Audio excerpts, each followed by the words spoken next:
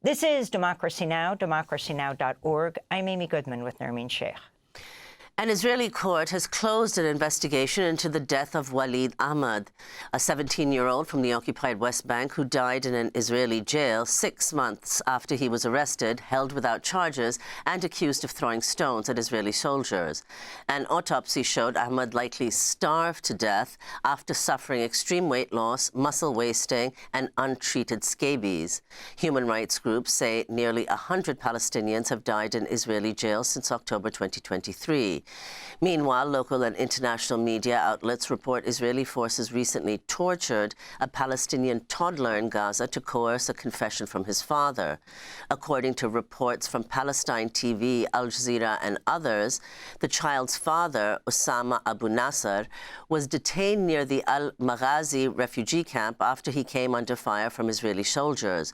He was forced to approach an Israeli checkpoint where he was separated from his 18-month-old son, stripped naked, and forced to watch as soldiers used a cigarette to burn one of the toddler's legs while using a nail to puncture the other. This comes as a new UN report warns Israel systematically torturing Palestinians on a scale that suggests collective vengeance and destructive intent.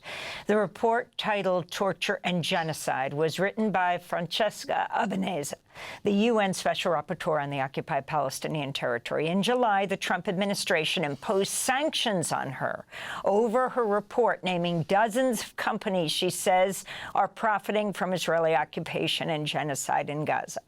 Amnesty International blasted the sanctions as a, quote, shameless and transparent attack on the fundamental principles of international justice. Francesca Albanese's new book is When the World Sleeps: Stories, Words, and Wounds of Palestine. She joins us from Geneva, Switzerland. Francesca, thank you so much for being with us. Why don't you lay out what you found in your new report, Torture and Genocide, that you just presented at the UN Human Rights Council? Thank you, Amy and Nermeen. I've been investigating genocide for over 2 years now. So 5 out of 8 reports I've produced for the United Nations focus on genocide, acts of genocide, the context in which genocide happens, why the genocide is not stopped, the layers of complicity from states and private companies, which is the reason why also I'm sanctioned by the United States, against which now my 13-year-old daughter, who's an American citizen, is the only one to take action, suing the Trump administration.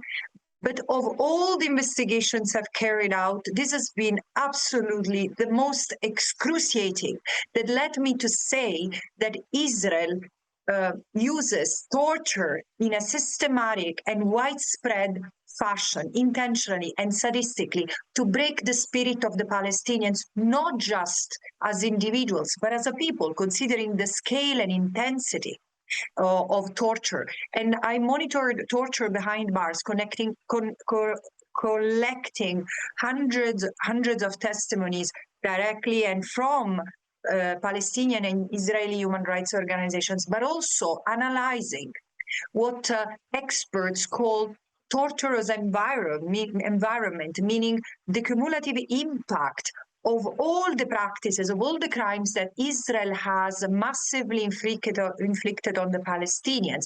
Again, beyond the torture, sodomization, raping in jail, the enforced disappearance, which is touching 4,000 people. This is new. This is a new crime, including for Israel, toward the Palestinians, but also starvation, constant forced displacement, not just in Gaza, but in the West Bank and East Jerusalem, and home demolition, the fear of being always threatened with death or other crimes. It creates a torturous environment for the Palestinians, which is an essential element of genocide, and it is genocide. Francesca, if you could elaborate on this point that you've just made and that you make in the report, namely that torture has effectively become state policy for Israel since October 2023. So what are the kinds of transformations you've seen, both in terms of Israeli security personnel as well as settlers against the Palestinians? Yeah. I have to say that what I've investigated is something on which even the United Nations Committee Against Torture and the United Nations Independent Commission of Inquiry on Israel-Palestine had shed light already. The fact that Israel, after October 7, has massively used torture to punish the Palestinians vindictively. In fact, the concept of torture has become a state policy is something that the Committee on Against Torture found out recently. I have zoomed in. What does it mean and where does it come from? Surely one of the main engineers or architects of this, what he has called the prison revolution, is Itamar Ben-Gvir, was immediately after October 7 has declared that Palestinians in jail would not be afforded luxury treatment or five-star treatment anymore, as if it was a five-star hotel, what the Israeli prison system afforded Palestinians before October 7. By the way, in 2023, in July 2023, I produced a report showing how widespread and systemic was the arbitrary treatment of Palestinian detainees. So just to give a context, but the conditions have become more and more brutal and intentionally so. What does it mean? Palestinians have routinely been abducted, detained without charge or trial. They've been arrested because Palestinians, if they were specific professionals like journalists and doctors or medical personnel, all the more, 1,700 Palestinian healthcare personnel have been killed. Hundreds remain in jail. And they have been shackled, blindfolded, beaten, humiliated, stripped naked, photographed, filmed, exposed to Israeli civilians, including settlers, coming in to document and to film, to participate into this orgy of depravity, of how a person can be humiliated. But the most painful, excruciating thing, and I've read some of the testimonies, is how Palestinian women and men have been sodomized, have been raped with bottles, with knives, with metal rods. Even the prisoner who was sodomized was raped with a knife, brought to the hospital. 5 Israeli officials were identified and pressed charged against, and now the charges have been dropped.